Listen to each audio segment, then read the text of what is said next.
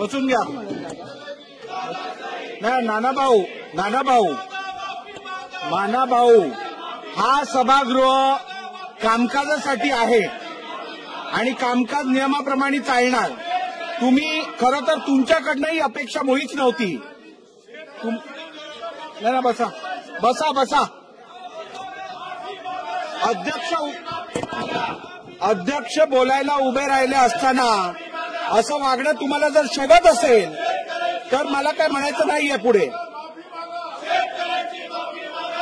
खरं तर नानाभाऊ पटोले या सभागृहाचे माजी अध्यक्ष राहिलेले आहेत. ते अध्यक्ष असताना या सभागृहात राजदंडाला स्पर्श केल्यानंतर काय कारवाई करावी या संदर्भातलं रुलिंग झालेलं. त्यामुळे नानाभाऊ मला तुम्ही पुढची कारवाई करण्यासाठी अजून मजबूर करू नका. आपण जागेवर बसा अथवा सभागृहाचं नियमित कामकाज चालू ठेवण्यासाठी मला पुढची कारवाई करायला लागेल. आपण जागेवर बसा.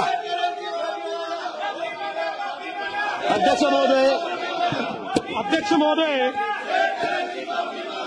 एखाद्या विषयावर भावना व्यक्त करणं वेगळी गोष्ट आहे आणि थेट अध्यक्षांवर धावून जाणं हे अशोभनीय आहे.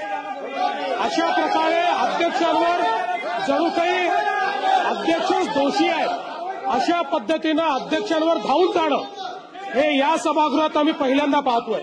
लोक वर गेले नाही तसं नाहीये, पण ही पद्धत कुठली आहे की अध्यक्षांच्या अंगावर धावून जायचं? ही पद्धत योग्य नाही, अतिशय अयोग्य पद्धत आहे. अध्यक्ष महोदय, नानाभाऊ हे स्वतः अध्यक्ष राहिले आहेत. अध्यक्ष राहिलेल्या व्यक्तीने अशा प्रकारे अध्यक्षाच्या अंगावर धावून जाणं हे योग्य नाहीये. नानाभाऊंनी माफी मागितली पाहिजे असं माझं मत आहे. नानाभाऊंनी माफी मागितली पाहिजे, त्यांनी माफी मागितली पाहिजे. अध्यक्ष महोदय, खालची उतरा. काय चाललं तुम्ही खाली उतरा. हे चुकीचं आहे. तुम्ही खाली बसा.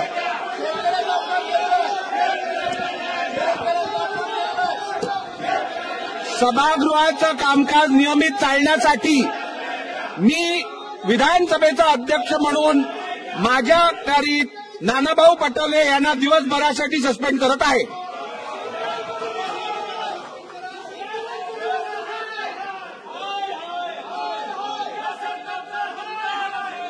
चला पुढे घ्या.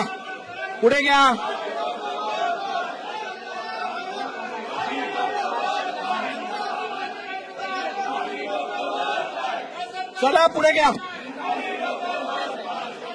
तुपे साहेब बोला.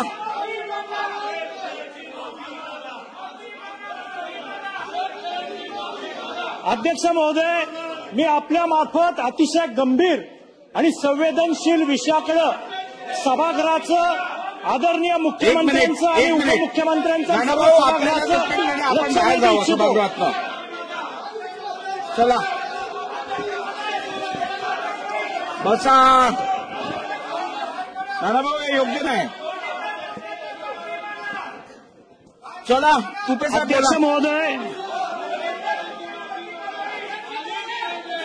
अध्यक्ष महोदय, गुरु शिष्याच्या नात्याला काळिमा फासला जाईल असं कृत्य या महाराष्ट्रामध्ये घडलंय.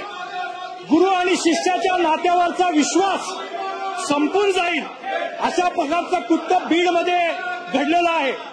आणि या बीडमधलं कृत्य घडत असताना अध्यक्ष महोदय, याच्यामध्ये जे 2 आरोपी आहेत त्यापैकी श्री पवार आणि खटावकर या दोघांना अटकही झालेली आहे. दोघांच्या विरोधात पॉस्कोचा गुन्हा सुद्धा नोंदला गेलेला आहे. परंतु या प्रकरणाची सखोल चौकशी व्हावी. महाराष्ट्राच्या मनामध्ये संभ्रम आहे. महाराष्ट्राच्या मनामध्ये मोठा संभ्रम आहे.